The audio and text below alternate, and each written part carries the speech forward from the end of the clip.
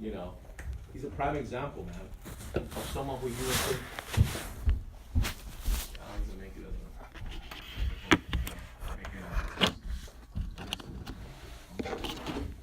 I'm amazed. I'm like, this guy, man, he's motivating me. I'm like, I want to go back on the field, man. Keep, go back and close. You know what I'm saying? So, yeah, you can just share what Yeah. you know what he's doing. I see some new faces. How many people know Virgil? Okay, so about half the room. So when Virgil applied for a job here, we almost didn't hire him. We're like, it just doesn't fit with the company, the rest of our culture. We felt like he was a little oddball. But then we found out he had some major accident and stuff. And I don't know if you guys, those of you that met him, his speech is, is not perfect, right? So we're like, the guy had a major difficulty in his life. Let's give him a try. And when we started here, again, like John was saying, his English is not that good. He's got a speech disorder, I think, from his accent. I'm not sure where it is. And when he started, he has basically zero sales skill, right? Zero. Like all the technical things that John tells him, he's just at grade level A. So what does he do that's different, right? What does he do? And every time I talk to him, I'm always picking his brain. Well, what is it, man? What's your self-talk?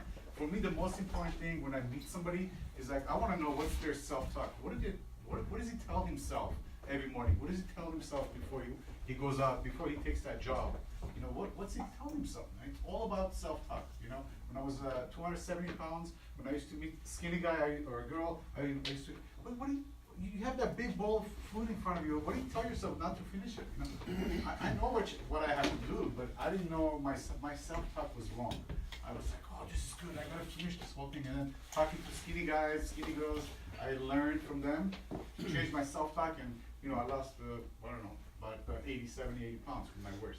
So that's right. How much you told me you weighed? How much? 270. I had no idea he was 270 at one point. 270 at one point. So same thing with Virgil and everybody I meet, whether it's John, it's Mike, or Levi. I'm always so interested. So this is what he does. Okay, with Virgil. Okay, he takes any job anywhere. I've seen this guy, drive 2 hours, on a job. He's very open-minded. He's always very optimistic. His self-talk is always, I'm going in there to sell. This customer needs me. I'm here to help this customer out. He starts from there. He's like, every single job, when you talk to him before, during, or after, and he'll call me sometimes from jobs and talk to me, and he's like, yeah, I'm selling this. I need about another hour to finish this contract, and then I'll be taking another job. So he's always assuming that sell, no matter how bleak that situation is. He tells me all the time, yeah, I'm gonna go sell this one, and then I'll take another one. I'll take it anywhere. Give me a job. I just want to sell. So his sales skills are not, he's not very advanced. He's at a low level, but he starts. I'm here to help this customer. This customer reached out to us. This customer is there. He called us for a reason. 99.9% of all our jobs are customers reaching out to us, unless it's you guys generating your own referrals from an existing customer. Like most of those customers reach out to us, right? And why? Why do they reach out? A lot of times you think, well, their customer just picked up the phone or filled out that niche sheet and called us. No, that customer's been thinking about getting that roof done maybe for a couple of years. That customer's been doing research, right? That customer's been online and checking reviews, and a lot of times, months and years. And when they finally take the initiative and call us, and then we show up, God, let's not blow it by not being prepared, not being 100% there, not being committed, not going there for a close, right? That's what he does. He just shows up. He's there to close. He doesn't qualify the job. A lot of us qualify the job. Like, what does that mean, right? Qualifying the customer. Well, this customer's name is, I don't know, from the east. This customer's name is from the north. I'm not good with this type of customers.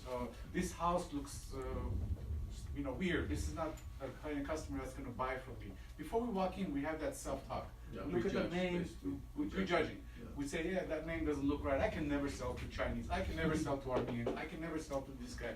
You have that thing, self-talk. And then you walk in, what do you do? That energy is with you, that negative thing is with you, so you walk in, probably gonna be harder to sell. So please, do you guys, do yourself a favor, just don't prejudge those customers. Trust me, they've done a lot of research before they called us. They've done months and months of research, most of them. And when we talk to them, you guys should talk to them. I mean, JR said something really, really important. He asked the customer, why did you go with me? The $55,000 job that you signed, I was 20,000 above my other competitors. Why was the reason you went with me, right? Ask every single job. Whether you sell or not, your job is to invest in yourself. Okay, we need to invest in ourselves. Ask every job, hey, Mr. Customer, where did I go wrong? How come you didn't go with me? Where did I blow it? Ask those questions, man. People are gonna help you out. They're gonna tell you what you said. Maybe, it's something you said. Maybe it's not you. It's the financing. Maybe it's, just find out. Be curious, ask that question. I mean, that starts right there. That word, if you do that on every single job you go to, starts right there. And I was talking to the gents yesterday. There's two ways of looking at this, right? One, you're gonna go on that job and you're gonna rush it because you want that next job. Or once you show up, you're gonna park.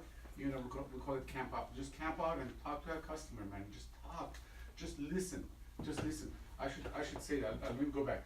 We're not talking, right? What are we doing? We're probing. We're probing. We're just asking. All it is about 20 questions, 15 to 20 questions that you have to have on your arsenal to get any of these sales.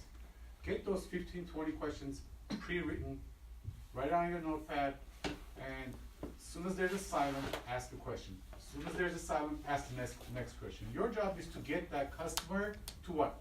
To open up, talk. To open up and talk. No one wants to hear us. Customers don't need to hear us. They need to. People love to talk, and people want to feel important. And believe me, this is probably one of the most biggest sales decisions in the world. So I always tell our guys, treat that customer like a millionaire. Treat that customer like a millionaire. I don't care if that customer lives in a 1,000 square foot, 80-year-old house. Treat that customer like a millionaire. Or if it's a millionaire, treat him like a billionaire. What's some of the things you do when you meet a billionaire or a millionaire? Is there anything you do? I always ask a lot of questions. You ask a lot of Try and questions, take right? notes, yeah, see what they did to get there. Right? That's it. And most people love to tell you what they did to get there. They love to talk about that. So please, ask questions. Ask those questions. Man, how did you get here? How did you get this house? I don't care if that house is only worth $400,000, which is low in LA, right? LA, most homes are now 800, 700, $1 million. Average home is like $1 million where I live. That's average small 1,000 square foot house. But ask them, hey, how did you do that, man? Can you teach me how you did that?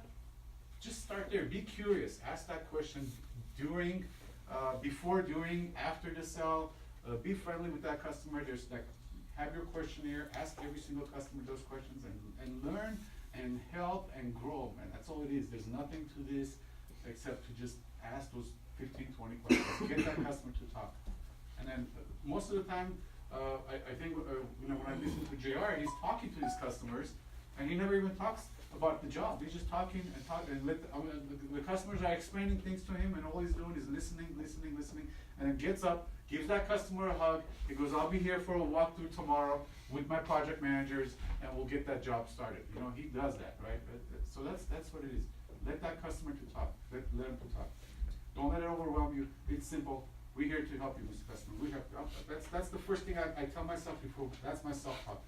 I'm here to help this customer out. Hi, my name is Mike. I'm here to help you with your roof. You called us for your roof. Can you show me where the leaks are? Do you have any leaks? How old is this roof? These are my questions. How long have you been living here? Are you the homeowner? Even though I know he's the homeowner. Is there anybody else on man, this is a beautiful house. Or wow, this area has really appreciated, hasn't it? You have a little bit of things, and just let him talk. In one of those things, he's gonna grab and talk. Man, what do you do for living? How do you? I've been trying to. If you don't have a house, you've been trying to buy a house just like this. If you have a house, obviously the whole idea is to be yourself, not lie. People sense people that lie. People sense bullshit. So if you have a house, tell them, man, this looks. If it does look like your house, tell them this looks exactly like my house. If it looks different than your, just find something, ask them questions, and I think you guys are gonna do. That's what Virgil does. He just goes out there. You know, those of you that know him, you know, he's got. It was very hard for us to hire him. You know, it was very hard. And what some of the things would you say? Virgil's tenacity, that when he calls for his. Virgil cracks me up. I mean, that's the first thing. He's always kind of positive and upbeat, even when he's sort of. He's like his own worst critic, right? He's never negative about anybody but himself. You know, everybody else is like super positive, but he's like, oh, you know, Patrick, I could have done better on this one. I'm like, you just sold $30,000 and signed up a customer and helped them out with their HVAC. What could you? Well, you know, maybe I could have taken a little bit longer time to talk. And he's very self-critical. So I think there's two things that he does. He's aware of what he's doing, even though sometimes I'm kind of unaware of exactly what he's doing. But he's very persistent. He's very tenacious. He doesn't disregard anything the customer says. I think he's very sincere. You talked about it, being honest, you know, being straightforward. He couldn't fake it. He couldn't fake anything if he tried, right? He's just an open book. And I think that people just relate to that, you know, so plus he doesn't really, I don't think he's ever heard the word no, like his hearing, like, just doesn't allow it to be heard. So he just, yes, okay, fantastic, we'll move on to something else. You know, it's like persistence, tenacity, and also sincerity. I think those are, that's for, I mean, if he was here, he'd probably tell you, that's, oh, I'm not that good. Yeah, he's pure energy. I think he doesn't have no skill.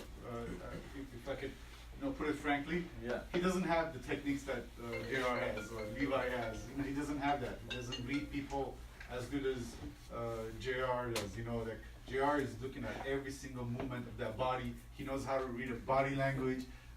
You know, he knows people. You know, he loves people. That's why he knows when they look down, what that means. When they look to the side, what that means. You know, he's mastered that. And every single one of you are going to be there. It's a matter of time. Because when JR started, you know, he didn't know how to read that the body language as good as he is now. But eventually, you know, you guys will all go there. But Virgil is not there yet. Virgil is pure energy. His self-talk is right. He's there to close. He's there to help the customer, and that's how he does it. But if he keeps doing that, what's going to happen to him? He's just going to get better and better and better. He's going to pick up some of the skills, you know, of the professionals out there, and he's going to have both, right? And at some point, he's going to have both. And when you're at that level, that's when you're flying, right? That's when you're making a couple $100,000, $200,000, $300,000 a year. That's when it feels like you have your own business. That's the path to millionaire, right? We all want to be there. We all going to help each other get there, because that's what we do. Every single one of you is a businessman. Every single one of you. Invest in yourself. You're going to get a lot of money. Some of you, you know, go home, watch the news, right? How many people love watching the news? No one. It's depressing. It's so negative. I do it online, but I You don't know watch that? it. Yeah. Let me tell you a story. I used to be a news junkie in my 20s. You know, news junkie. I used to love to hear all the bad news here, there, and look at the world news. Something happening there, something. But you know, when you have all that negativity going inside you, you know, it's hard to like break through. It's hard to break through. And as soon as I stopped watching news, you know, a lot of times, you know, I don't know what's going on. I'll hear it from somebody. Hey, did you hear something happened? Oh yeah, I go, what happened? Just give me the short version. Yeah. Right. Yeah. And same with my wife. Her biggest thing when we were first married, she would always tell me, "Did you hear about? You just told me something about, you know, death. Somebody just died. Now you have to tell me 3 good stories to compensate for that bad story, because you just put something negative in my mind." And it took me like 10 years to get her stopped, but I think a lot of us either are like that, or we know someone that's like that, that's close to us, that's kind of doing that. They don't know they're doing that, but you know, all of us are here for a reason. That's why we picked this career. You know, we want to be something big. We want to help these customers. We want to take this to another level. It's not for me. It's not just the money, right? I want to do something bigger than I've ever done, bigger than ever. You know, I want to change this planet. I want to leave this planet for our children better than we found it, right? I grew up in this city, and I remember when there was a big old smog, you know, in the 70s, big smog. We could barely breathe, and I mean, it does make a difference we've come a long way. We've come a long way in the last 30 years. From big smoggy city to now it's crystal clear, areas are good, and this is only the beginning. You know, that's what we do. We're here to take it to another level and leave this planet, our community, better than we found it. So, Excellent, appreciate it. yeah, Thank you. thank you very much. One thing what's great about, you know, if I can just, Virgil is, he keeps it very simple, but he believes in what he's saying. It's very simple, but he believes in what he says. You know, that's the difference with Virgil that I see in him. So I'm gonna have Patrick, come up and he's gonna, go through, pricing and also, some of the products itself. Maybe how do you measure a window, you know, but, we wanna make sure that you guys are pricing correctly when you're on the field, and you're not underselling by accident, right? So if you wanna come up at 10:30, we're gonna do phase 3. For everybody else, it's gonna be phase 3. So if you haven't gone through phase 3, so, but he's not gonna do that. There's another one right there. I'll take this one, that's that empty one. Check on the ground. That's the good stuff. Good morning. Morning. So, I know a lot of you guys are like 2 days new, a week new, a couple weeks, and then some experienced folks, but, so, let's talk about our 6 main products, okay? I just want to start off and we'll get an idea about each one of them. So primarily, right now it's raining outside, so what season is this for roofing? Roof. All right. I know. Each of us. You know what, they're all not doing well. Are they? Yeah. Let's try this one. I think it might be the board. How about that? Roof.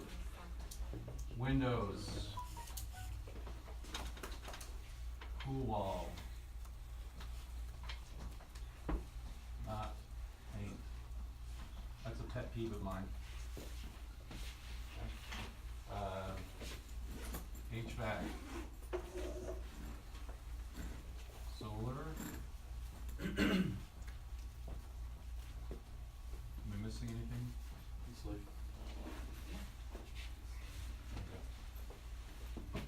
So, we make it really simple on roof, alright? It's not that difficult. So who likes to get up on a roof, and especially when you have an appointment today where it might be a little bit slick and moisture and, you know, and get up there and measure a roof? Nobody. And we don't want you to, really. I want you to get up to the edge of the roof and take a look and peek and make sure that the customer knows that you're looking at it. Take a couple different spots. You have a ladder. You should be looking at the roof. You should be getting in the attic. You should be doing a lot of things that build value. What you don't have to do is measure the roof. Pricing on roof is easy. You get a sheet called Eagle View, right? Eagle View is going to give you squares. Okay, 1 square equals 100 square feet. What's Eagle View? Very good question, John. So Eagle View is this form that you're going to get. It's emailed to you, right? It has, it's guaranteed to be accurate. It's a satellite view of the house. It shows an outline of each specific area that's designated. It also shows a predominant pitch. And are we standing right now with or without waste? No, we gotta add. But when they receive it, are they getting it with, or do they have to add in the field? It's either with or without, but we'll check. Alright, so, look, there's 2 important real things. Our pricing is very simple, so we're gonna talk about that. But on roof, it's essentially $15 per square. Okay? The important thing on this, the difference is when you have a roof and an Eagle View that shows 20 squares with a predominant pitch of, Square feet. 5. it shows the squares, right? It goes by Eight feet. square, Yeah. but our pricing is more like square feet, isn't it? So it's, 15 it's bucks. I thought it was square square. it would be 2,000 and you would find that. Yeah, Yeah, you're right, 15. right. square feet. Yeah. Right, thank you. So predominant pitch, okay? let's just say it's a 5, right? So there's waste on every job. The standard waste is 15%. So if it's 20 squares, you're gonna take that times 1.15, okay? And that's gonna give you your number, whatever that number is, okay? You wanna give me the number? So that's 1750. 2,000 square feet. Yeah. So we'll just do one real quick here, okay? That's 2,300. Exactly. What is it, what's the squares? 1.15 is 2,300. 23, right? Right, so it's a predominant pitch of 5, and this is an important piece. That's why we're using 1.15. If it's 7 or plus, we're gonna 1.25. Okay? If your pitch is 7 or above, you're gonna multiply your squares times 1.25. What's I'm gonna- pitch? I'm gonna give you a different example here, okay? What's Or- pitch mean? What is Dang. pitch? I know what it means. I just You know what it read means. It's pretty rare, right? It's not that rare. We have 9, 10. Yeah. If you're in LA Central, you're gonna see a lot of steep roofs, okay? The reason why there's a difference on this is there's a lot more cuts, there's a lot more labor involved, and your pricing will be off compared to what what we have to pay for the job. If you don't price this correctly, you'll be under, okay? So, I guess I'll just run through a whole example here. We'll use this one here. 23 times 15 equals 2,300 times 15. You got a calculator there? Follow along. Anybody shout out? 34.5. Okay, 34.5. If this roof is a pitch of 7, what's this price? It's gonna be 20 by 1.25 and then by 15. Yeah, so how many squares does that equal if it's 7? It'll be 2,500. Okay,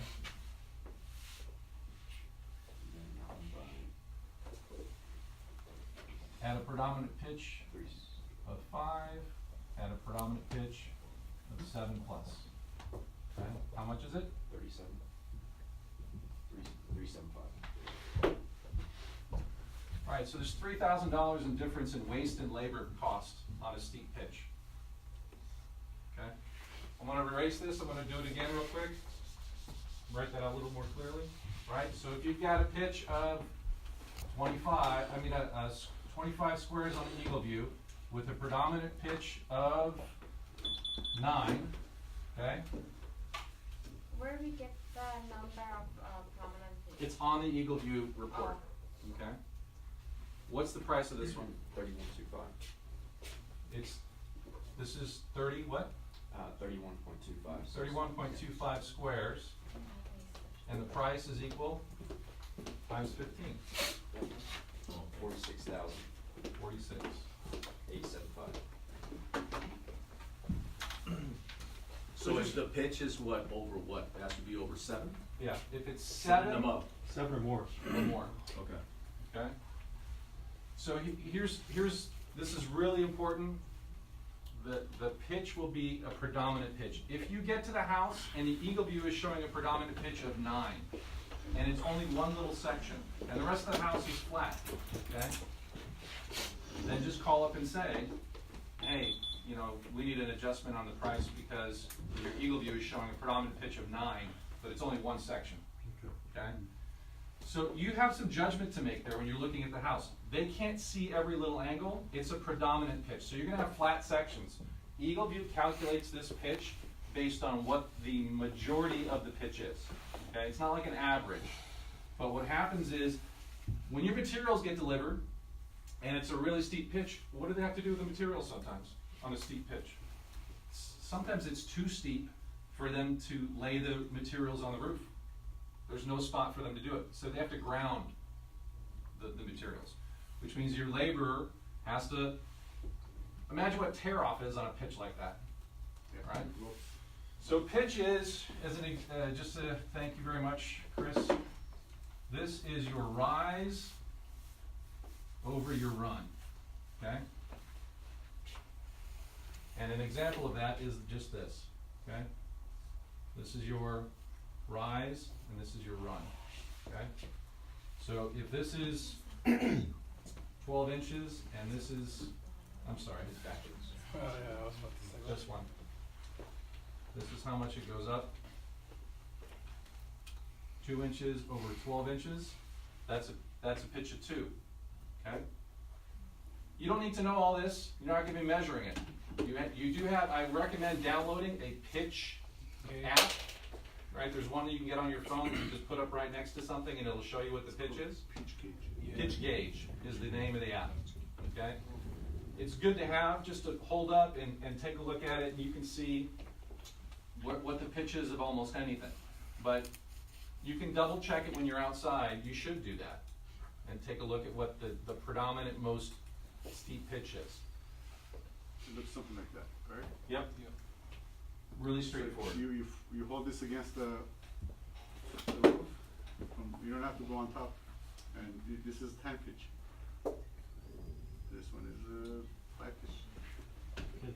But listen guys, those of you that are new, don't let it overwhelm you. Call me, I'm always available, send me a video, give me a FaceTime it, and we'll look at it together and I'll tell you what it is.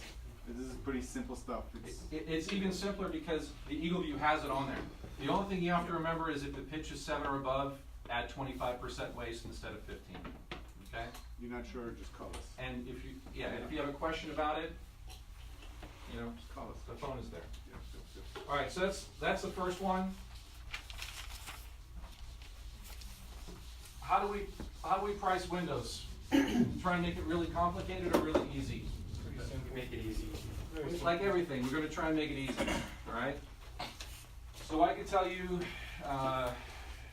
in 10 seconds, when I first started to learn how to do windows, I had to measure at 3 different locations, you know, in every different spot, and measure all the united inches, and calculate the diameter, and write down a sketch of each one of them, and draw a map. You don't worry about it, okay?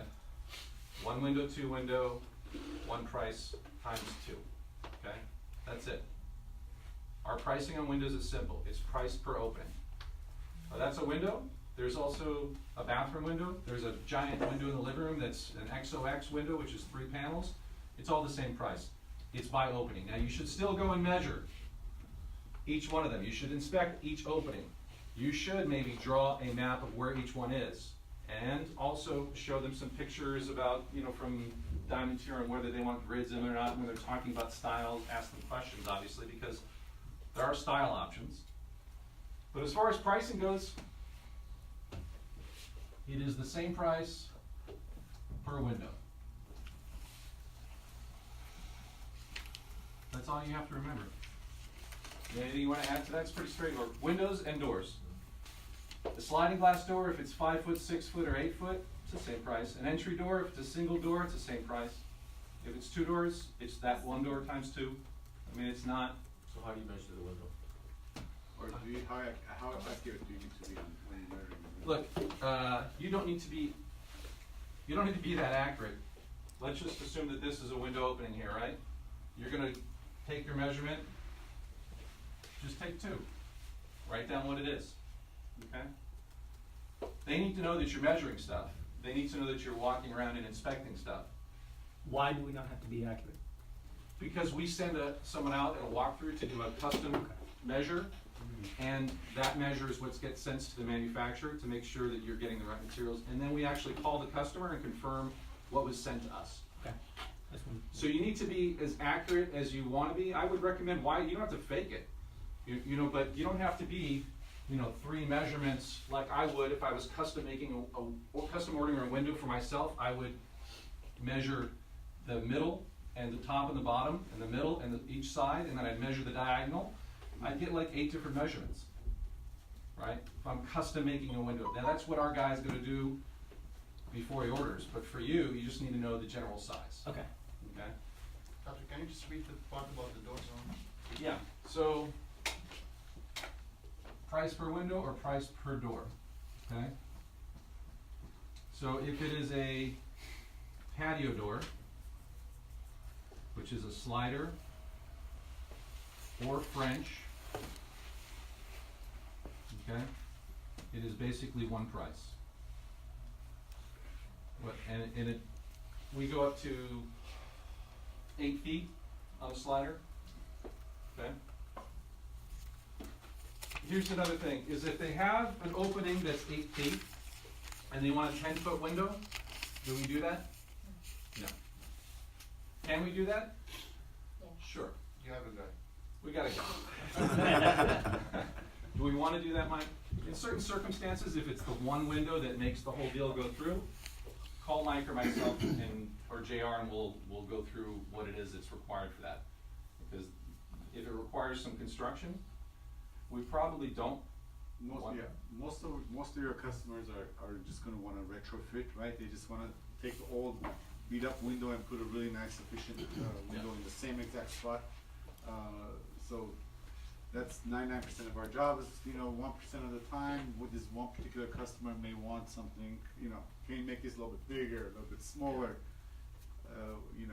We could help them out, but.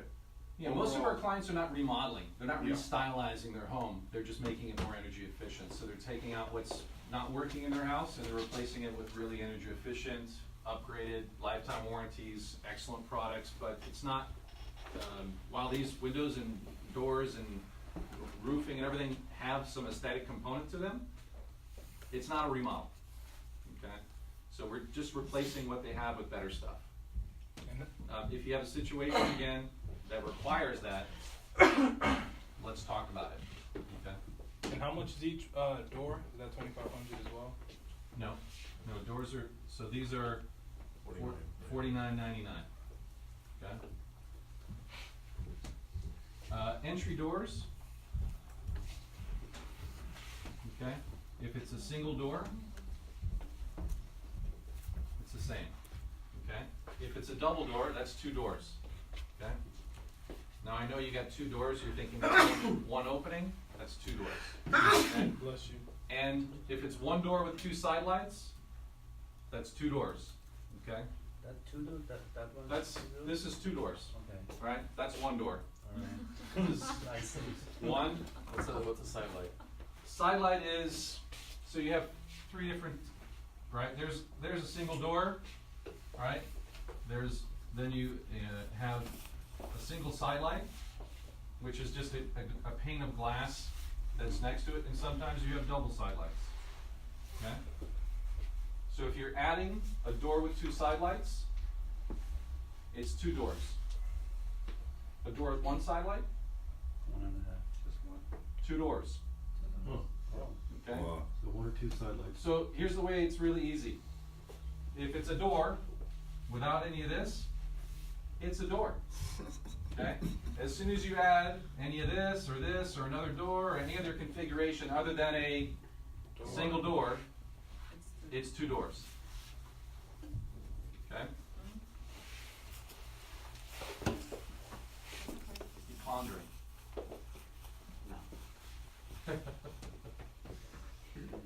Is that wrong? So what will be the fee for, what's the price difference? Isn't it, 79? You do 2, right? A single, if it's a one side light. Single one side light. Yeah, you have, what is 79, right? Let me pull it up. Single with side. I don't see it on here, but I think it's $79.99, and then if it's double side light, it's 89. $99. Yeah, I think it's $99. So there is a lesser price for a single with 1 side light? Oh, it's just difference in the middle, Yeah, sorry. exactly. So Alright. that'd be $79. So, apparently I don't know what I'm talking about, so amend that. So if it's 1 side light, it's $79.99. So if it's 2 side lights or double doors, it's 2 doors, okay? So a single side light is $79.99, and if it's, So it's almost like just another window. Right? yeah, 2 door, yeah, A door and a window. it's a door and a window priced together, got it, That's what it is. okay? Well, almost. 2 doors is 89, right? Not on here, but I thought it was 99. 99, it's 99, sorry, that's math. 2 doors or 2 side, Just if you're not sure, take a picture, send it to us, or call us, we'll figure it out, we'll tell you exactly what it is. alright. We don't sell a lot of doors. 2 doors, 2 side lights, Yeah. 99, entry door with a single side light, 79. A single door is $49.99. Okay. They're standard doors. They're pre-hung. The French doors and the sliders, they come in 5, 6, and 8 foot openings. That's typically what they're going to have. We're not doing construction. If there is a need for construction, again, just give us a call. Let us know. Yeah. One door, 2 side lights. It would be $99.99. Yes. Yeah. Got it. It's either 2 doors or 2 side lights. Got it. Is $99.99. Okay. This is the kind of door we're putting on, right? Like this kind of door? No. No. What's the difference between that? and this? So, when we're talking about entry doors, we're talking about, it's a fiberglass, yeah, we have, do you have a brochure there? Oh, this one is approved. They're energy efficient? They're energy efficient, they are It's on our 25-year warranties, the doors, I think they're lifetime. are they? They're lifetime for second windows, yeah. Okay. Yeah. If you go to Diamond Tier Products, you'll see it. You'll see all of our products. Yeah, and the doors that we're offering right now are, you can also go to surerock.us, and it has all the product listing there. There are no prices or anything. You can show the customer all the different, there are some nice little features. It shows a bunch of different glass options too that you can get into. They're all low E glass. So everything's energy efficient. Everything is really solid, secure, pre-hung. We should have Mario come give us a sample. I have got some stuff upstairs from him as well to look at. But as far as pricing goes, it's per opening or per door, okay? With the caveat of the single side light. That's a door and a window. Okay? The windows are how much? $24.99 per window.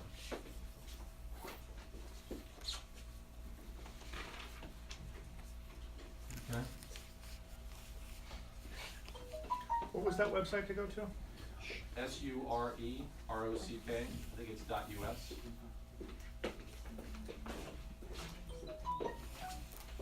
You can also go to Diamond Tier, right?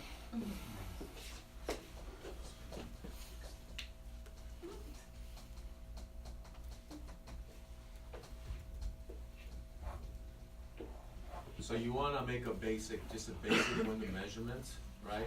Because if you just go count windows, and you count 10 windows times $24.99, and you give them a price, what are they gonna say? What do you think your customer is gonna say if you don't measure the windows, all you do is just 1, 2, 3, 4, 5, 6, 7, 8, 9, 10, times $24.99 is gonna cost you this much. What is the first thing he's gonna say? How'd you come up with that? Exactly. So How do you we're bring gonna- them up with Windows that? are bigger than this one is too small, right?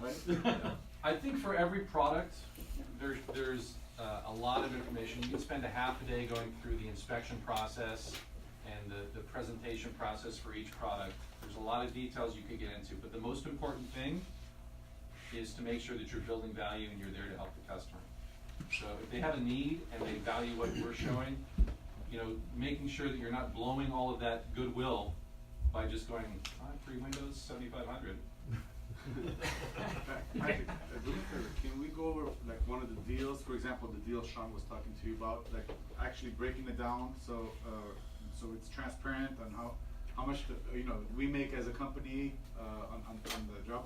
Can you break it down? Sure. And on the wall so Yeah.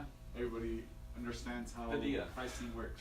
So you just have a recent customer that we're still closing, so we'll talk about the sale, tomorrow? Yeah. Alright, but today we're talking about the opportunity, so, what were you guys selling the customer? HVAC. Alright, so, how hard is it to price HVAC? Pretty simple. It's one price, right? So HVAC, $29,500, okay? Does customer have existing air conditioning? No, right? No. Never had anything, they're using like space heaters and they haven't used their heat since last year, It's correct? been broken since you moved in. Since you, No heat. how long ago? Last A year ago, year and a Yeah. half. So, Yeah, if you can add the installation gift card, okay. and then slowly break it down. Sure, so $29,500 for that deal to get approved on the program that we got them approved on that she wants. right? You wanna go through Yeah, that too? yeah, just break down everything, so everybody is, it's transparent, so you guys understand, you know, the numbers, if you will. You have, someone have a calculator they wanna run this here? Alright, so, 326, I remember. right, this is a 10-year program, which she wanted a shorter term at $326 per month, okay?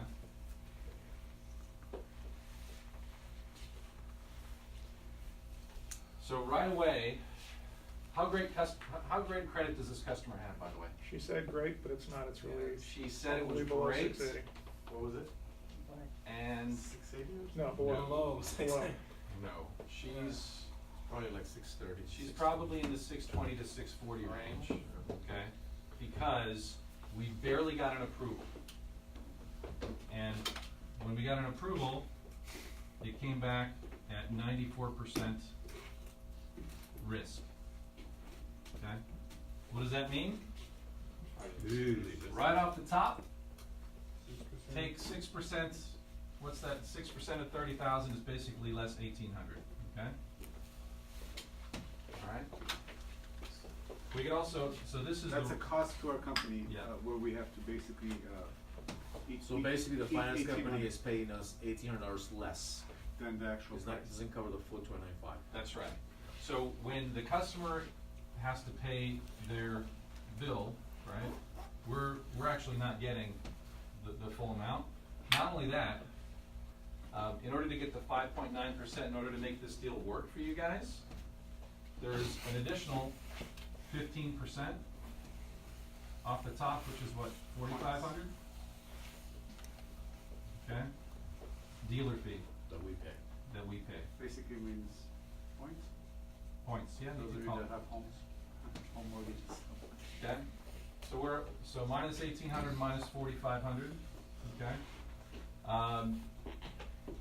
We could take a look at, we could subtract also 2,950, right, that's commission. Okay, so where are we at right now? 6,300, it's 9,250, correct? Anybody?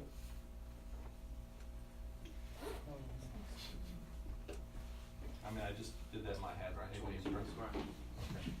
So, we're at 20,250 potential. And we haven't even, Paid for materials. we haven't done anything yet. We just got an approval. Okay? Let's also take into account, what's the average cost of generating an appointment? 6,000. Depending on November, seasonality. November we're at 6,000. I got the numbers yesterday. Okay, so, minus 6. So now we're at 14,250, okay? 14,250, and what else goes into this here? Materials. Materials, installation. Well, there's, permits, look, the cost of marketing doesn't include the cost of a company having liability, workers' compensation insurance, and then materials and labor that go into doing. So you take a look at the overall cost. When I look at workers' comp, it's about $800 to $1,000. Let's just say there's a range depending on what we're doing. But there's a workers' comp cost per job. On a roofing job, it's about $900, okay? So if you just look at workers' comp, let's say we'll call it 800, okay? Just to be safe. All right, so now we're at, what, 13,000, what is that? 450, right? Then you have installation and, the cash card. Yeah, let's talk about that. Take it down 3,000 off of that. So, all right, so, now we got, I have it's a cut-in, Mike. It's a brand new install, okay? Yeah. So I have a bid yesterday. Sometimes it changes plus or minus, but the average cost of doing a cut-in installation is around 8,000? 8 to 10. 8 to 10. Let's go on the low side, we'll just say 8,000. Okay? So now we're at 5,450.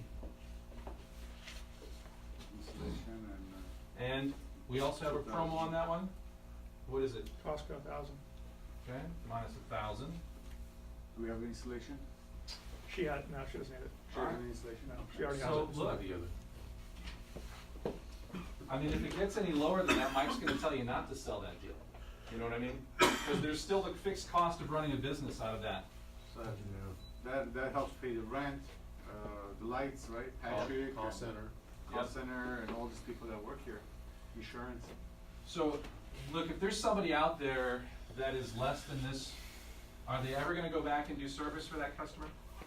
They're gonna make their couple $1,000 They're gonna be in business. and they're not gonna be in business a year from now. And that's not factoring in the cost of service. That's Comes true. with that sale. Warranty and stuff. Yeah, that's right. You know, for HVAC, we actually bump in a little bit more money on this when we're buying the materials. We pay for a premium package, so it includes a little bit higher. We get a fee later for Almost $500. $500 for the additional warranty stuff. Yeah. What's the cost of the cut-in again, 8,000? Yeah, That's the low end, yeah. that is the low end. So that's a new, Yeah. not a retro, but a new. No, a new install. It's about, what, $1,500 maybe, less than that on the low end. Again, we're talking about, Oh, for if it's change out. Change out, Yeah. yeah, change out.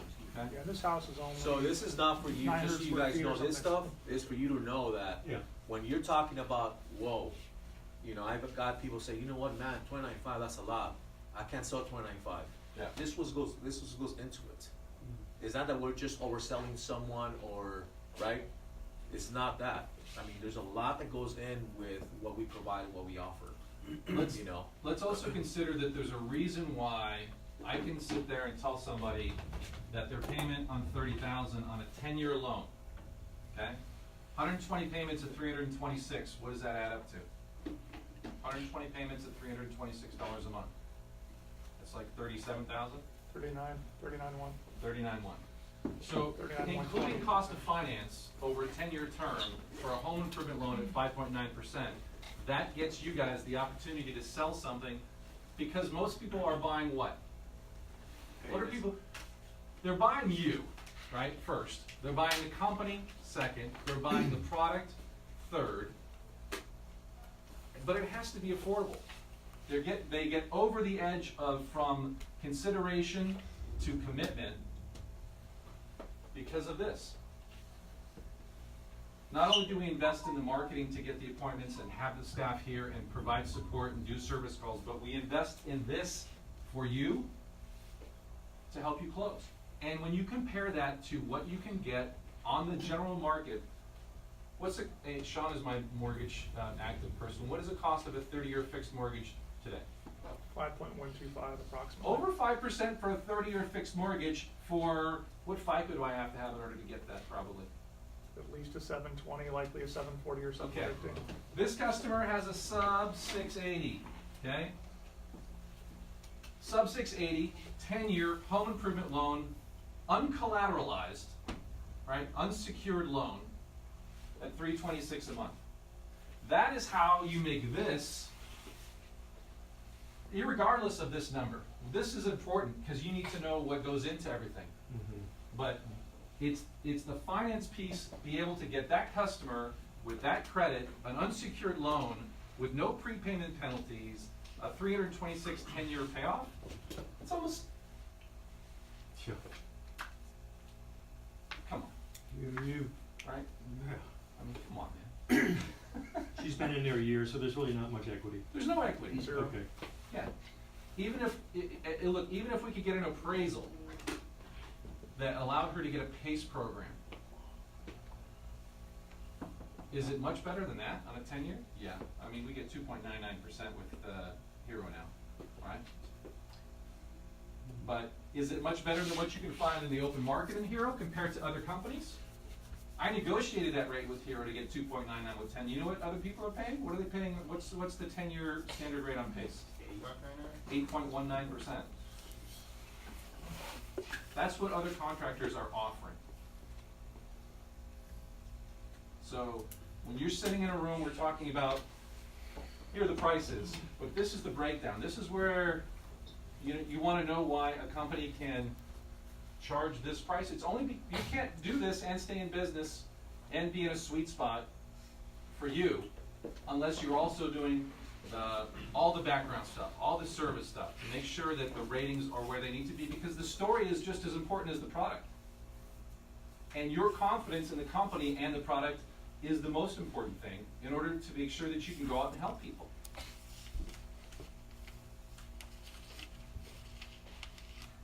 All right, any questions on this?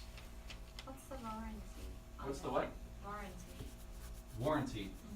On it. HVAC is a 99-year warranty on the condenser and Heat Heat exchanger exchangers. directly from the actual manufacturer. What if they can't get approved at all? Is it kind of just you don't sell it, or is there a program for that? I know a guy. I know a guy. But look, the answer to that question, I'm sorry, what's your name? Armand. Armand, I haven't met you. I'm Patrick. Nice to meet you. Nice to meet you.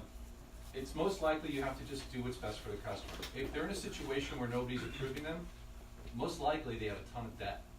Sure. Most likely they've got like $30, $40, $50,000 in credit card debt. They probably got 25 to 30% interest on those credit cards. There's no way for them to get out of that hole unless they do a credit consolidation or something like that. So if you want to help someone and help them improve their home, it's a longer process. You're not going to get paid on it. Well, it's a good reason that you're there to help them as opposed to just make a paycheck. Sure. Right? Is it possible that they can get part of it, maybe? It's possible. So look, when they have really poor credit, what we end up getting is probably $7,500. That's the real thing. I mean, we can get up to $15,000. I have a program where it's non-FICO driven and non-equity driven. So it's an unsecured, unFICO'd program. But it's a 15% fee and it's a 15% interest rate, and it's like a 7 to 10 year loan. Okay? But that 15,000 puts them in, maybe they can get something done. You know, maybe they get part of what they need. Maybe they have a friend or family member that can go as a co-signer. This is where, look, you know, congratulations, you've been declined on every program known to mankind. Right? Jared and I were talking about this earlier. I think this is probably a good point to bring it up because, you know, it's like, I don't have any negatives, you know? When I tell you guys, hey, unfortunately, you know, your customers, but congratulations, you know, they're approved on this program, right? That's the idea. When your mindset is, hey, you've been declined on every program that we have, but congratulations, you know, we have a friends and family program. You know about that, right? You should ask your friends or family who have really good credit to co-sign on your application for you. Right? Yeah, that's what it is. There is someone, hey, look, I know that's funny, but the reality is, they need what you're there for a reason. You wouldn't be there if they didn't have a need. So if their need is strong enough, they've got a leak and they've got a bucket. Okay? Do you have a family member that has really good credit that you think would co-sign for this for you? Or could just be on the joint application? Obviously it's your house, you're responsible, it's your roof, but you know, if they have great credit, we can add them to the application. They don't have to be a homeowner. Okay? Don't miss, there's your opportunity, Armand. That's a big one, yeah. Gotcha. That's a big one. So that would be the step I would go before a cash out refi, debt consolidation, restructuring. Levi has one right now, I think that you're trying to help out. You wanna tell, how bad a scenario are they in? It's pretty bad. So 3 kids, terrible credit, trying to do an HVAC system, but they can't. So we're looking at refinancing their house. They're also in a position where they're going to need a car because their cars went out. Can't get approved in anything. So refi is the best situation that we can do for them. And they had no friends or family that had. And no friends. They had the family, best credit boyfriend. of their friends or family, right? Yeah. They were like the shining stuff, the model. They were the role model. Yeah. So, look, you know, when you hear Levi talk, you know what I hear when I hear him talk? He's like, man, you know, I want to help these people. I don't know if you hear that. If you're not hearing it, you should come around and look at his face. He's a good actor, I'm sure, but that's, you know, you can't fake that. So the whole idea is they want to make sure that they can have a vehicle, so they can't get approved for a car loan. can't get, they need a car, they can't get approved for a car loan, they don't have heat in their house or air conditioning in their home currently, right? And you just got 3 little kids. Only time they get anything is when they go to school. AC. Alright, now I'm gonna cry, but Yeah. it's true. I mean, so there is a situation for everyone that I have 2 guys, one that is, he's got a little bit bigger company behind him. It takes a little while to get involved, and I would say that he's a reasonable, Blueprint Mortgage is the name of the company. He's a reasonably knowledgeable guy. He's just not like, he's not fast or passionate, or he doesn't really, he over explains everything. He's very similar to me. Like, he goes into way too much detail when he should just give you the general idea. But his intention is good, and he really can find great programs. I have another guy that is fluent in Spanish, so if you have a primary Spanish speaker, it typically works out better to have Edgar. He's a little bit faster, and he has a direct relationship as a broker owner of a mortgage company, so he can. Plus, I know a guy named Sean who probably has access. No, I've done that for years. I was just saying, you know, I know a guy. I just said, Yeah. so the 29,500, that's whether it's retrofit or a cut-in. You know, you have to rough. Again, we try and make this simple. Here's what you're gonna do: 3-ton, 4-ton, 5-ton. What's the price? Cut in, change out. Electrical panel, it doesn't matter. Oh yeah, that's electrical panel's not included in an air conditioning system. Okay. I mean, I never flipped on my breaker and the air moved. You know, They've never had one, so you gotta pull it in. they have an electrical panel, I'm sure. No, I mean a separate, I think there's a separate circuit. Well, look, here's what you do. You take a picture of the electrical panel on every walkthrough, right? Send it to Mike, send it to myself. Let the technician look at the electrical panel and determine if there's a breaker spot for an AC that needs a 20, 30, 40 amp, whatever, 40, 50, whatever it is, right? 50, I think, is the largest that they require. Yeah, most of them are 30 to 40. More is, yeah. So usually there's enough on a 100 amp service, even on a 70 amp service. Usually, if it's very simple. If they already have one, you don't need it. Yeah. If they have a HVAC that's there, you probably don't need it. Yeah, Right? of course, If they don't yeah. have one, you still probably don't need it. Take a picture of it Yeah. and send it to us. We'll tell you. Okay, if you so need it covers a lot, that price. It basically 9 covers, times out of 10, I would say we don't need it. Like, yeah. And this price does not include panel upgrade. Okay? So, if you do need a panel upgrade, we'll make that determination, you know, but you should probably, Panel upgrades are 4,500 Yeah. if they need it. And the best way to tell it, if you're not 100% sure, you're like in the middle, maybe it can work, maybe it can't work. This is what we tell our installers: hook it up. yep. Let's see if it works. If it works, we save the customer $4,500. If it doesn't work, then then we'll put it up. Okay. Does that make sense? Okay. 9 times out of 10, you won't need it. More than 9 out of 10. Okay. 95 out of Okay. 100. Thanks for clarifying that, yeah. So look, on solar, you may come across where you need an electrical panel because of how many panels you're actually putting on the roof, okay?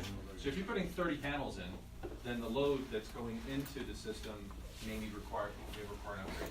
And in that case, Want to go over the pricing for solar? sure. Solar is really also very simple, but, So just one thing real fast, right? So if you look at the price of 29.5 and what goes into that, right? I know we've been discussing, we offer the best financing. We talked about cheap, it's more expensive. Cheap, you get very little, very less. So when it's 29.5, it comes with its warranties, it comes with the lowest financing, it comes with the type of service that we provide as far as any issues, we come back and we take care of it. It comes with you, this is what they're paying for. You know, so if you guys don't believe it, you know what I mean, it's, yeah. I got a guy who said, you know what, JR, I don't think it's 29.5, it's too high. So what are you gonna do? You want me to lower the price for you so you can sell it? And then remove the warranty? And then remove the service? And then remove the financing? And then remove what, I have to remove so many benefits that the client needs. think about what JR just said.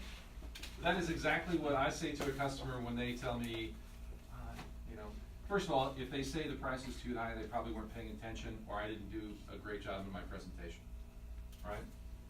Because that doesn't happen. But if it does, if they do have a question about it, you can explain that. What goes into it? What should I take out of it in order to make this affordable for you? Would you want to give up the 99-year warranty on the compressor? It's the most expensive part of the whole system. No? You know? Do you want to give up 4.75 stars? You want to go with the company that's one? I mean, that's what you're basically saying. You're saying that to a salesperson who's got a question. I'm telling you, that's also the reason why you can believe in what we do. You should know these things. That's part of the SaveCal experience that the customer's going to have. That's why they're coming to us. Those are the reasons right there. All right.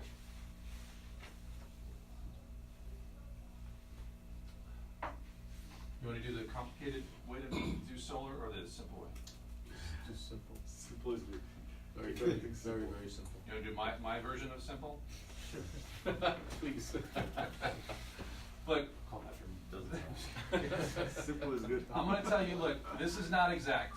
Yeah, like, just keep it simple. I'm going to keep it simple for now because this As is long as it covers 90. this is a whole conversation, okay? It's $2,040 per panel, okay? That includes inverters, electrical connections, the whole If they setup. need it, right? Well, I mean, all the connections, everything's done, and also an electrical panel upgrade if necessary, determined by The engineer. Mike or the engineer. Or the engineer. Yeah. Most of this ones are done by the engineer. Once they design it, they'll tell you if they need a panel. But we're not selling them a panel. We're not selling a panel, but look, We're not even talking. we don't, yeah, exactly, that was exactly what I was gonna say. We're gonna do whatever's necessary to make sure this project runs smoothly and you get the power coming in. We don't have to talk about electrical panel upgrade. If we need electrical panel upgrade, what a great thing to be able to provide to a customer. Remember, if you're selling 6 panels, you know, I'm gonna try and find an installer who would like to go out and spend an entire day's crew to go put 6 panels on. They're not gonna do it, okay? I'm gonna be calling all over Southern California, trying to find a guy who wants 6 panels, okay? Don't do it. I think 12 panel. 12 is, it should be like the minimum because you want that customer's needle to go, drop on that. Yeah. So 6 panels is not going to be big enough for them to like it. I only bring it up because I had someone say, hey, I got it for 6 panels. And I just told you 12 over the phone like an hour ago. But simple, ready? What's the average utility bill for you, Mr. Customer, per year? Is it, or per month? Is it $400, $500 during the summer? And $120, $200 in that range during the winter, whatever it is, right? So you get 12 months of usage. And then you can do a lot of calculations based on the 12 months of usage, but what I look at is what they pay in electricity, right? Their electric bill averages $200 per month. Let's say their electric bill averages $200 a month. Each panel that you offer will generate approximately, it's a very big word there, $10 per month in electricity offset. So if they want to get down to close, never say they can eliminate their bill. There isn't any solar company on the face of the earth that can eliminate someone who's interconnected to the grid, can eliminate their bill. It doesn't happen because there's interconnectivity fees, there's taxes and local assessments, all kinds of different stuff that shows up on their bill that you have no control over. And this is a very broad, sweeping statement, so it's not a technical argument. This is just for the pricing example. It's about $10 per panel offset. Okay.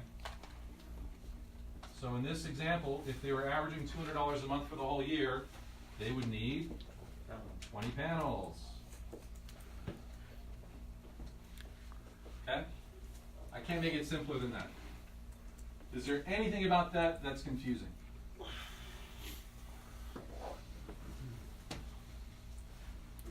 All right. Can they sell, say, 15? Sure, I would say, look, you know, if you're looking at a bill that's around $100 a month, okay? If that's the average, you know, 10 to 12 panels is probably where you're gonna end up being. And here's the question, okay? Your bill's $100 a month. The next car you buy, when is that gonna be? 2 years, 3 years, 5 years? Did you buy a new car? You have a new car in the driveway, so your next one's probably, you're gonna buy it in 3 years? I don't know, Volvo just came out and said in 2022, every single one of their vehicles is gonna be electric, right? Chevy Volt, Teslas, right? How much does it cost to charge a vehicle, right? And if you're adding two, with every car you buy in the future, can you see the future 10 years from now with how many auto dealers are selling gas vehicles? No more. No way. No more. They're almost obsolete for all new vehicles being sold. Everyone has a hybrid or a plug-in hybrid or an electric option, right? Do you think that's gonna go up or down from here? $100 a month, right? It's probably gonna go up, your usage is probably gonna go up, right? Or right now, you're only spending $100 a month because you're very careful about your old AC unit using all your electricity. You don't even run it enough. So you're sacrificing peace of mind, you're sacrificing comfort, you also have to look towards the future. So there's like 3 or 4 things that you're looking at from a sales perspective as to what this number actually means, okay? So if it ends up being $20 a month or $40 a month to charge an electric vehicle every day, what's their real bill next year or 2 years from now? You're not doing them any favors by giving them 10 panels where the electricity you know is gonna go up. Not only that, what's the cost of electricity today versus 2 years from now? What was the cost of electricity 5 years ago? And how much has it gone up and what does it continue? It's about 7% per year increase in the cost of utility, right? The per kilowatt hour cost of utility is going up about 7% every year historically, with potential 15 to 16% proposed increases from Southern California Edison, just to give one example, right? Now those proposed increases have to be approved by the PUC, and then they usually get negotiated and come down, but 7% is about what it averages. But there's infrastructure. Do you think if more and more people are getting electric vehicles and are charging and then there's less gas being used and more infrastructure requirement, you think those costs of electricity is gonna go down? Is there any chance that when everybody's using more electricity, the cost of electricity will go down? Anybody economics major? Right? Supply demand, right? It's gonna go up. We know it's gonna go up. It's already been going up. That trend is not changing. So don't do yourself a disservice by seeing an $80 monthly bill and saying, oh, you don't qualify for the program. What do they qualify for? Would you like to have the cost of your electricity fixed for the next 25 to 35 years? I know we're getting into the sales side of things, we're talking about pricing, but I think it's all related, okay? That is the main thing for me with solar, is if you know, which we already do, historically and in the future, more energy is gonna be consumed, more taxing on the consumption side of things. If you already know this, why would you not help a customer fix their costs for the next 25 to 35 years based on the cost of their panels? If doing this, if putting 12 panels today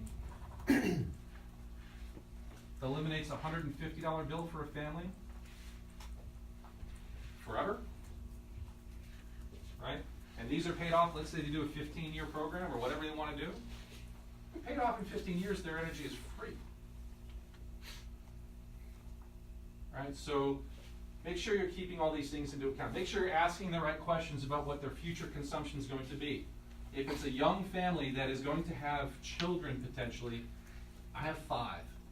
They use, I mean, I don't know how many hair dryers. I got 3 girls, so I mean, blow dryers, curling irons, straightening stuff. I mean, it seems like it's on nonstop, you know. Ask the right questions. Alright, anybody confused about solar panels? They're $2,040 per panel. We can finance them up to 25 years. They're PACE qualified. Just make sure that this simple, that you understand. There is a more complicated technical way to do this. You have to get an electric bill. You have to get a photocopy of it. You have to, there could be, you know, this is, again, this is a general for example purposes. But is it, how close is that when you, in your experience? It's been, Yeah, so you maybe can touch a little bit about, for example, if the panels are on the south side, which is where the sun hits the most, then its max production would be at $10 per panel. But if, for example, they say they don't have, there's solar panels don't fit in the south side, and now you have some on the East-west. 4 on the west, and there's no room to put all of them on south and west, and now you gotta go on the north or east where they get less sun, it's losing its production. So if that is, so that's just something for you, how to educate your client. You don't need to know exactly what the number is, but you can just hop on a roof or just peek on a roof and just go on the south side and just being there's, it's 3 by 5, right? The panels are 3 by 5. If you see, looks, you know what, I think it'll fit, it looks pretty good. If it feels like it might not fit, I might just add, for my client's sake, I say, you know what, Rice, I just recommend adding more panels just to make sure it's covering, you know, it's full production. I mean, that's, you can just eyeball it, you can do it that way. I mean, I know how to do the other formulas and stuff like that, but even just you knowing that part of it will make you sound like an expert, and you're doing the client a favor, so that way it's covering that difference in case it doesn't get that $10. you could also, you know, open up your phone, open up a map, change it to satellite view, zoom in where you're standing, and look at the roof, and you already know that you're standing, it tells you what direction you're standing in, right? So if you're confused about which is the south side of the roof, just look at your phone, it tells you, right? If you wanna put north up, and my wife always has it, her navigation going whatever direction she's going, I can't follow that. And, you know, north, that way. You have a question? Yeah, is it any battery comes with the panel that we can use during the night? No battery backup systems at this time. You know, here's what we found, I think, in. It's too expensive for now. I mean, we can do it, it just costs too much for, it's not efficient yet. So battery backup systems, We can go back into it maybe in a year or So how the system works during the night? well, you know, you're not off grid with solar, okay? 99.9% of solar projects are interconnected to the grid. So the utility, whether it's Department of Water and Power, or Southern California Edison, or San Diego, or PG&E, whatever it is, they're your battery backup system, right? You don't have to buy one because you're already connected to the grid. So any excess energy that goes in is basically being stored and used and paid for by the utility under what's called net metering, okay? So you don't, I mean, anybody that wants to invest in a battery backup system right now, the argument against that is, there's already one existing. It's called the infrastructure. It's called the interconnectivity of the grid. Yeah. Are you even allowed to be off the grid? Like, isn't that a rule that you're not allowed to do that? Well, I'm just saying, you know, off the grid is like a, they're trying to get as much, they still have to be interconnected because anything, there's a safety issue with not being interconnected where they can't shut off the electricity that's running into the line from your solar panels, right? So if they're doing work down the line and there's not an interconnected shutoff, you could be blowing energy into this system. So I think those are two different questions, but I don't know if there's a law against being off the grid. You can't be off the grid. It's more of a financing thing. Most lenders will not lend to you if you're off the grid, so you can't get conventional financing. That's an important point. Generally. But look, it's not, most people aren't looking to do it anyway. It's so rare. The battery backup system is really there for, I mean, you really don't need it.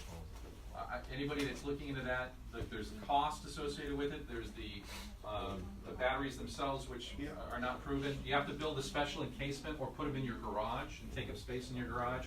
So you have, like, there's a code related to the space around the battery. You have to build like a block structure. I mean, there's all kinds of different things that are like just unnecessary. we can probably install the, desktop ones, but it just costs too much for now.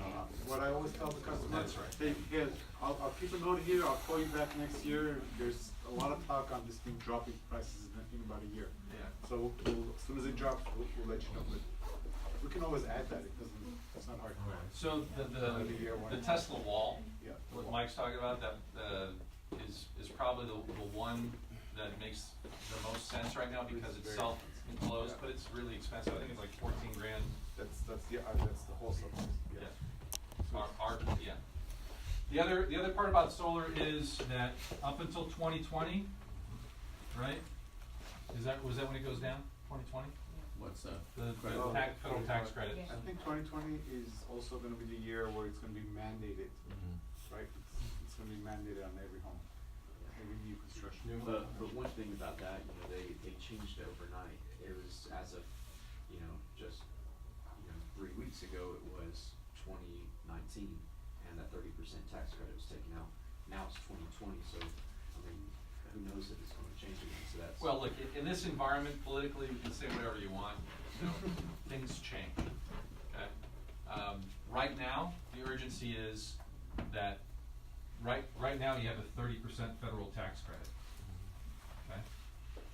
The important part about this is only for people who have a tax appetite that can actually claim the credit. Don't promise people they're gonna get it, but just tell them that it's there, and they should check with who, right? Their account. Yeah. Your CPA will know exactly how to make sure you get the most for the credit. Take your. Exactly. All right, any other questions on this stuff? Because there's a lot, I mean, you could spend a whole day on each one of these, but we're not doing that right now, we're just, go ahead. Am I wrong in thinking that when you do put a solar on, you have to replace the roof as well? No. Code is typically 2, if they have an existing shingle, 1 layer, even 2, I think in most places we can put, Except we have that one. City of Compton. Compton. City of Compton will not allow solar on anything other than a single layer shingle. Okay, so if the roof has more than 1 layer already, they consider solar to be the 3rd layer. So they won't approve it. Most cities are. Most cities are okay with the fact that it's not actually spread out across the entire weight of the structure. It's actually screwed into the support system, and it's not the same. Okay. Does that answer? So typically up to 2 layers, it's okay to leave it as it is. Yeah. Okay. And the permit, I mean, when we pull the permit for the solar, part of that will be listed as to what the city's code is, and the technician will know that. Yeah, the other part, it has to have at least 5-year life left for the roof. Right. Okay. Yeah, 5-year, yeah. So, what else is there, John? You wanna do the installation pricing real quick, Yeah. and then I think. Okay, insulation is, so, 12, right? What are we at? 10. Oh, you're 10. When I do the pricing on insulation, if it's a single-story home, we're gonna assume that the entire square footage of the house has a ceiling above it, and we're filling the attic, so you can use like Zillow square footage or Redfin or whatever it is to get the square footage, right? It's a little more complicated if it's a 2-story, right? But you'll know, I mean, if it's a box and it's 3,000 square foot box, then it's probably got 1,500 square feet of attic space, right? Half. If it's one of those very complicated ones that has all, you'll have to estimate what the floor space is. You can typically do that by just walking around upstairs, right? And everything that's got a ceiling above the upstairs rooms, that's your square footage. Okay. Does that make sense?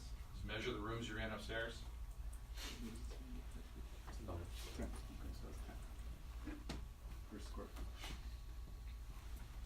Does that include taking out the old one? No.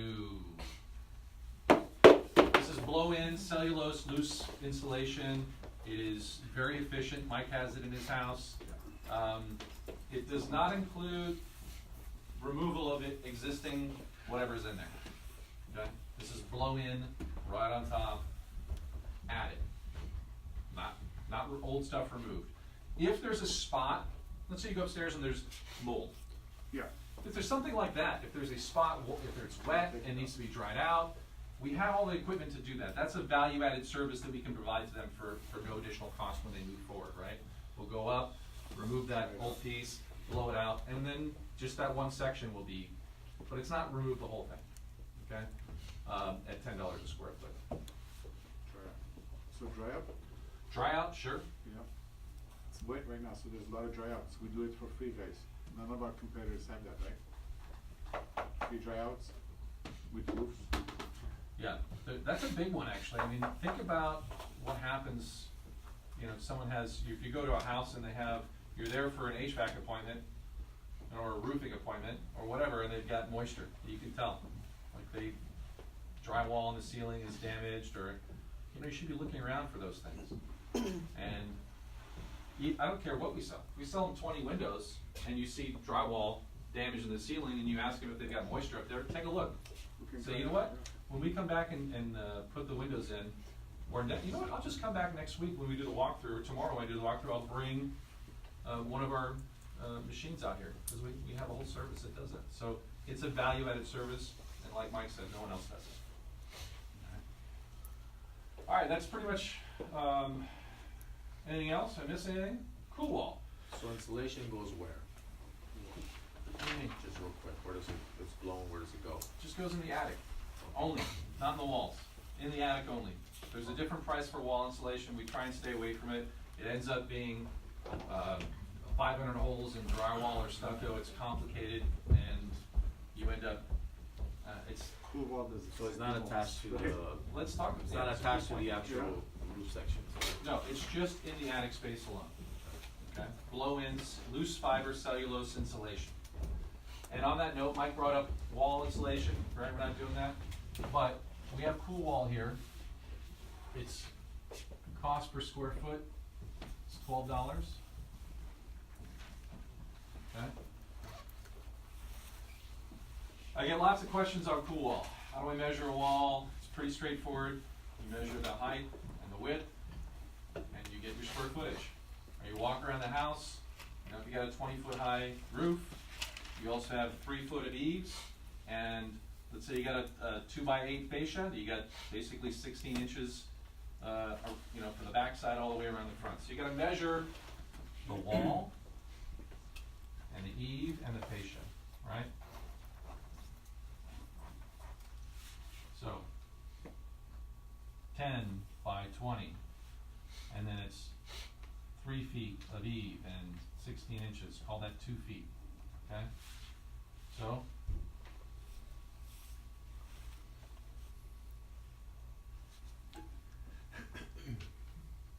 right? 3, 2 times 10, it's 15 total.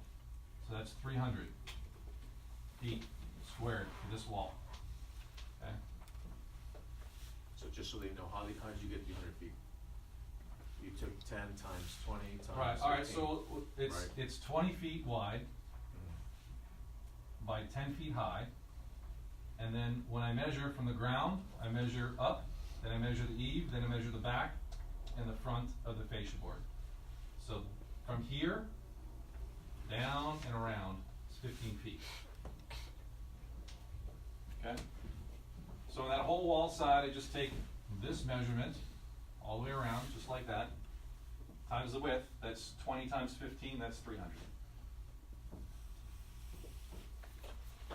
So you times height, width, No magic. so you can get the square footage. Yeah. Right? So it is not the square footage of the house? It is definitely It is. Not. What are you talking about, square footage? Yeah. The house. It's not the square footage that you like go on Zillow and it's like. Oh, no. So here's an example, right? We just did one.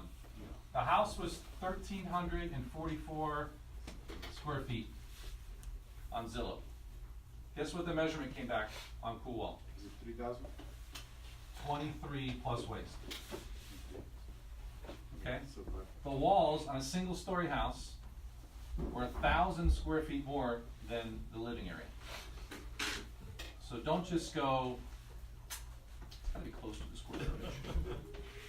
Right? it's usually like double to 3 times. 2 to Yeah. 3 times more than the square footage. this is just the pure measurement, okay? And what he's talking about, the overall costing of it. So, for example, the wall space were 23 squares, but there was also trim, wood replacement, stucco damage, everything. It's basically gonna cost out at $12 a square foot at about 27. That's the cost out, okay? So when if you double this, you're close. So to keep it simple, Double the if, no, just going off, because you have to measure the walls, You have to measure that. So if it comes out to 2,300 square feet, you times it times so much waste to be safe. 15, 25, what do you? It's not a waste number, it's just more of So a, just so we have a standard it's number. a labor and trim number, okay? But let's just Wood make it 50% added. Sure. So that they don't have to worry about all the other. Times 1.5. You need to know all the other stuff. Yeah. All you gotta do is just measure the entire home at 2,300 square feet, is what you get, times what number? 50%? the square footage? At 50% to 2,300? Would be safe enough to cover everything, as Yeah. far as trim and everything else, Yeah, right? should be. At 50% to 23. Yeah. 15%. 1.5. 1.5. Yeah, I was gonna say. So once you get the square footage, you have to add 15%. And guys, there's a lot of, by the way, yeah, if you guys wanna really do it right, there's a bunch of videos online, you can look at it, there's a rule of thumb way, but I Yeah. think JR is trying to simplify it, which is good, simplification is good. Unless you wanna know how to, There's, I don't wanna be there measuring trim. Right. Look, Okay. here's what happens, So alright, I've been in a house. I always do 50% is pretty much on the money. I mean, it's pretty accurate. If you just add 15% to that 2,300 square footage from the height, width, measuring the eave and the fascia section. What happens on a house, when you walk around a house and you see what's called efflorescence, right, which is the bubbling and the stucco, sort of, you can see that it's. stucco cancer. Stucco cancer, is, yeah, but it's moisture that's built up. Write that down, use that, stucco cancer. It's bubbling Really up impressive. behind the wall because they put latex paint on it and the moisture can't escape, so the wall is actually disintegrating behind the paint they put on. And you can see it bubbling and flaking down behind, and if you just walk by and put your foot on the wall, I won't do it here, but it will crumble, it will just crumble right down, like stepping in sand. So when you see something like that that's falling off, I guarantee when we get the power washer on there, which is like the first step of this, there's gonna be an entire chunk of stucco that is just gone. It's just gonna fall right off because it wasn't even really attached, it's barely being held on by the paint that's there. So once you get rid of that, you're gonna have to re-stucco, re-float. And a float is one pass of stucco is called a float, okay?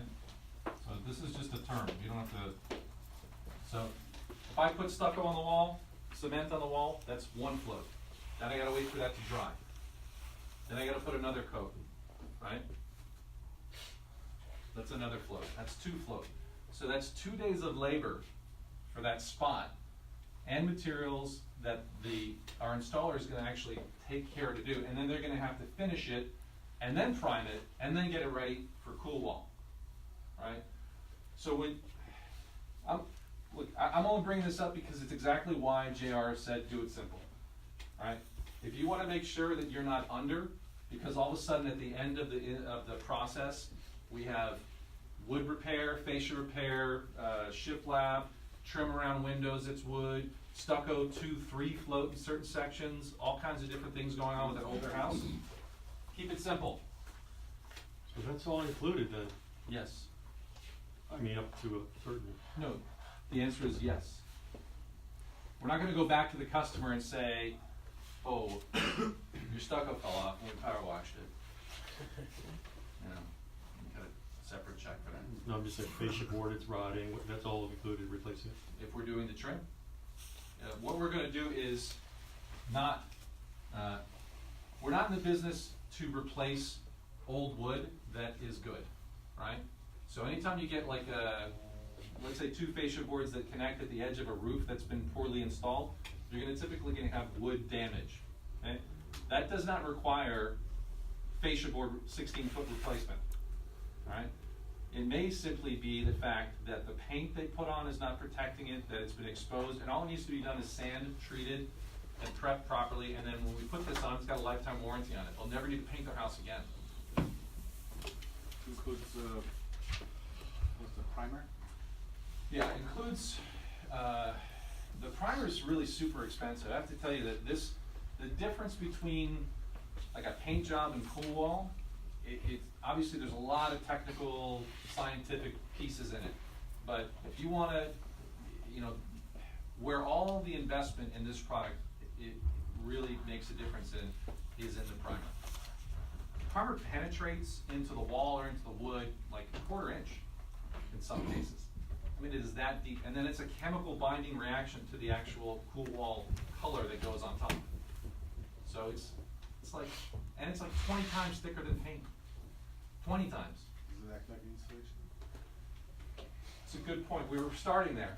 Now we'll come full circle. Mike had brought up wall insulation and why we don't do it. If someone is asking you for wall insulation and they need a paint job, cool wall, it's called that for a reason. If it's 106 degrees in Bakersfield or Riverside or whatever it is, that's not right. That's percent. I'm sorry, finance guy. I'll put percent next to everything. It's 106 degrees in Riverside in the middle of the summer, and they touch the wall. What's the temperature on the wall going to be? 60. Yeah. I mean, ridiculous. And direct south side sunlight, middle of the day, it's going to be hot. But let's just say it was 100 degrees on that wall, and half the wall had cool wall. The differential between having it on a painted wall and is 40 degrees less, up to, depending on the wall, depending on the location, up to 40 degrees. So do you think it costs more energy to try and air condition a house that's 106 plus degrees on the outside walls and is just getting hotter and it's a heat sink at night and you can't even open your windows and cool down at night because your walls are 100 degrees still and they're just throwing that heat into the house? That's why people can't cool down, right? That's why they spend so much money on air conditioning. 40 degrees less. So that wall is now going to be 66 degrees potentially with cool wall. Same wall, right next to it. There's a video that shows this infrared, okay? They show an infrared version of the wall. Half of it's done in cool wall and half of it is regular paint. 40 degree differential. So, attic insulation is fantastic, it does a great job, but we can't put cool wall in the attic. But we can do it on the outside. And they get the benefit of probably just, I mean, it may be more effective than wall insulation, right? I mean, I don't know, the cost of wall insulation is ridiculous. And then they have to repaint anyway, because there's 100 3-inch holes. And just something on that, so if you think about it, insulation, all it really does, it's a barrier between, you know, your living areas. But if you look at it in a scientific point of view, it's a thermal bridge.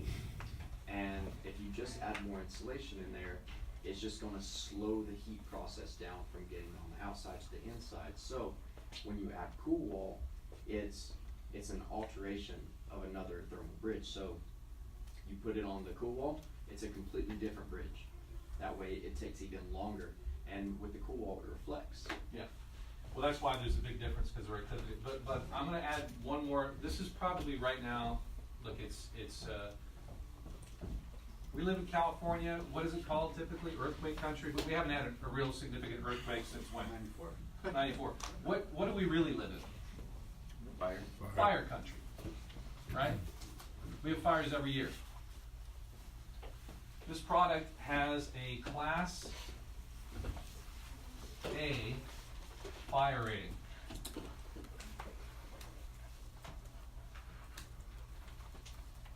You think that's on anybody's mind right now? Yeah. What does a Class A fire rating mean? Anybody? It means that with this on there, there's an extra 20 minutes of potential exposure without combustion. Life and death stuff, right?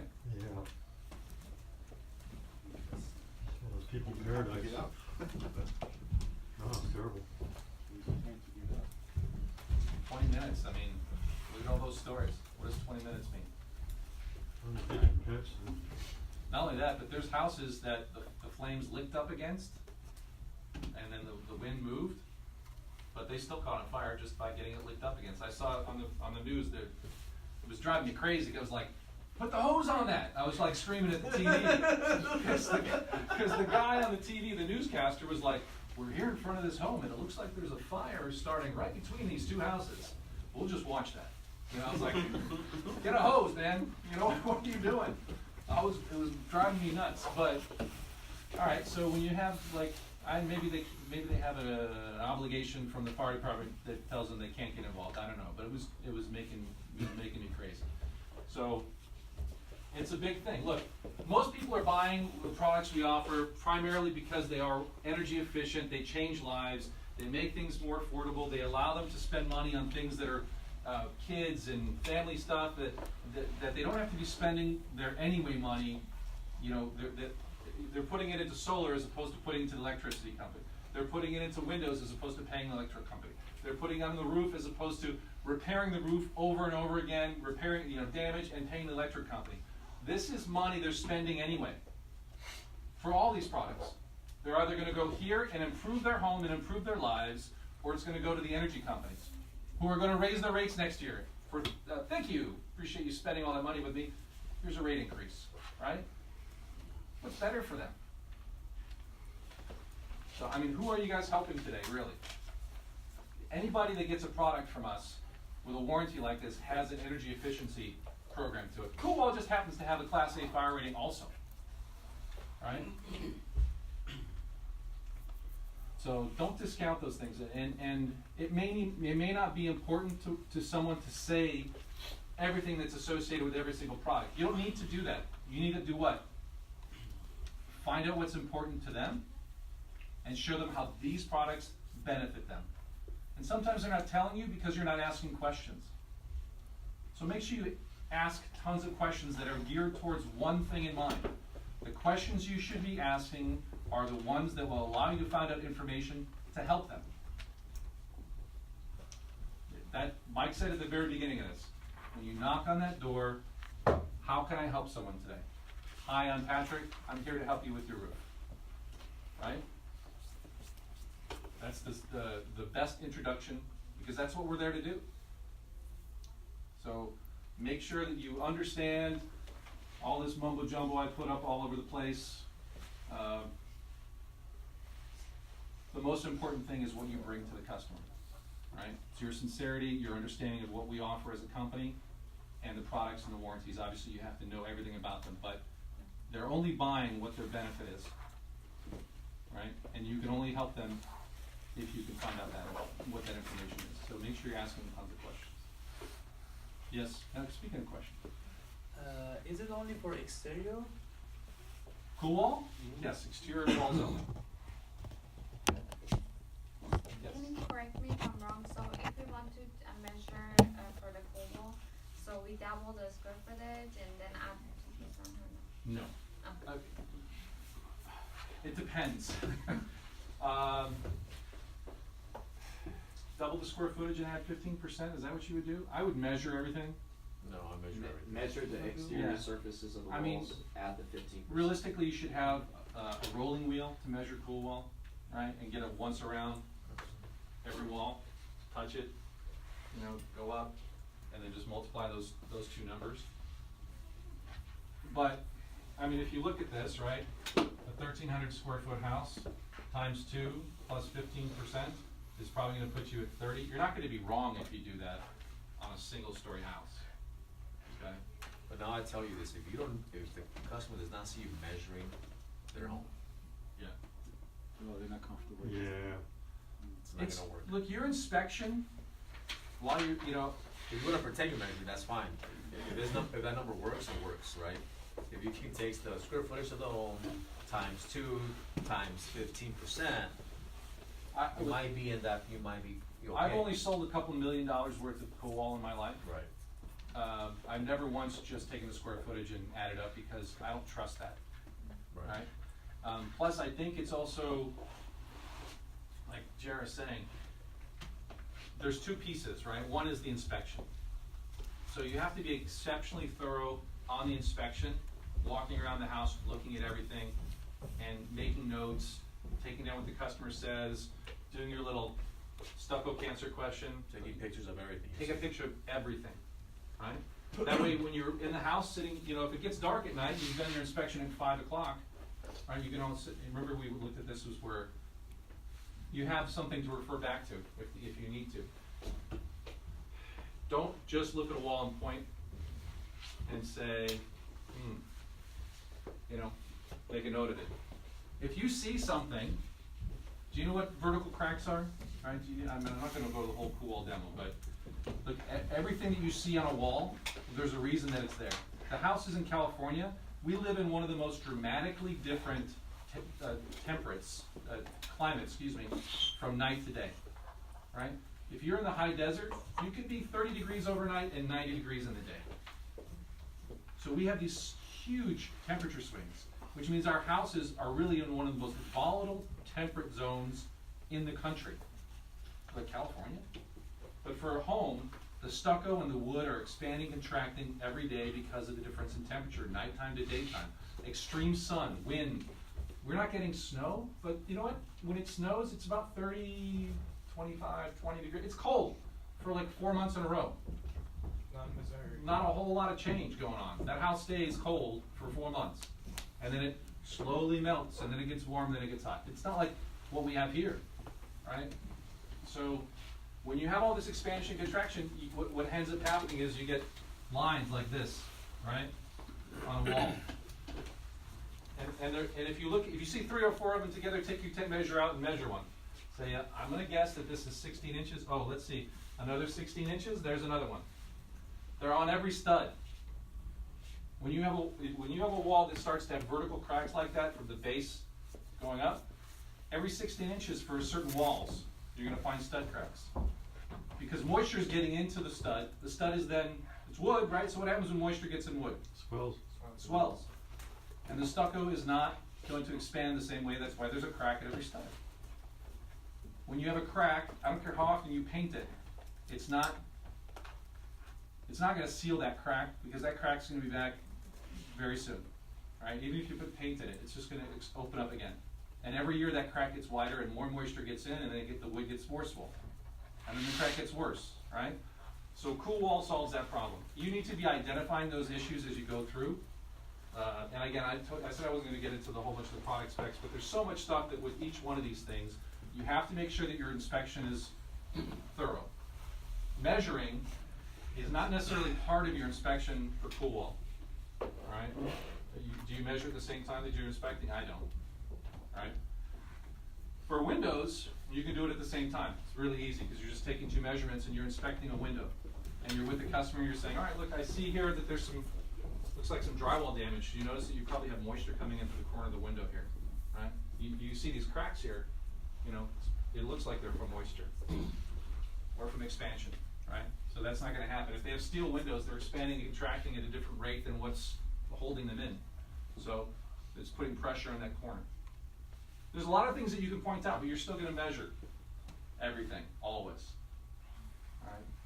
Except for roofs. You don't need to get up on the roof. All right, any other questions?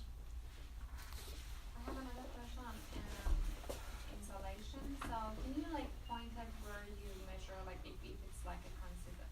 I would just measure the width of this room times the length of this room, and that's the square footage above me. And times it. Times it, yes. So it's basically roof, right? It's basically the floor. Or you can get it from Zillow, right? Yeah, unless it's a 2-story house. Then, yeah. Yeah. Questions for cool wall? I'm talking about attic insulation. So the only thing with attic insulation, and look, it's an add-on product. It's not going to be like if you have a house that looks like this, right? Sorry, I'm going to draw. then you have like a flat section that comes out here. It's one level, right? All you need to do is worry about this section up here, okay?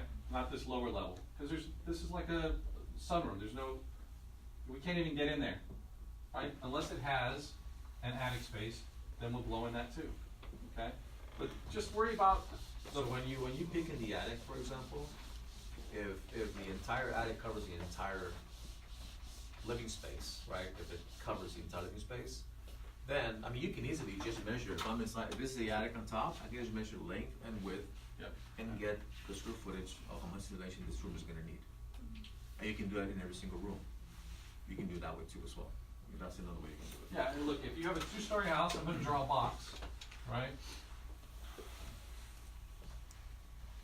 2 stories. And you know on Zillow, this is 3,000 square feet. Again, you're really only putting attic insulation in this section. It's 1,500, it's half. Okay? If it's a single-story house, it's the whole thing. So, when all else fails, measure. You should be measuring anyway. Use your laser measure. It's very easy to just go boom, boom, you're done. You know, it's people like to see that you're measuring things. So, you know, measure the height. All right, guys. Anything else? Thank you. Thank you very much.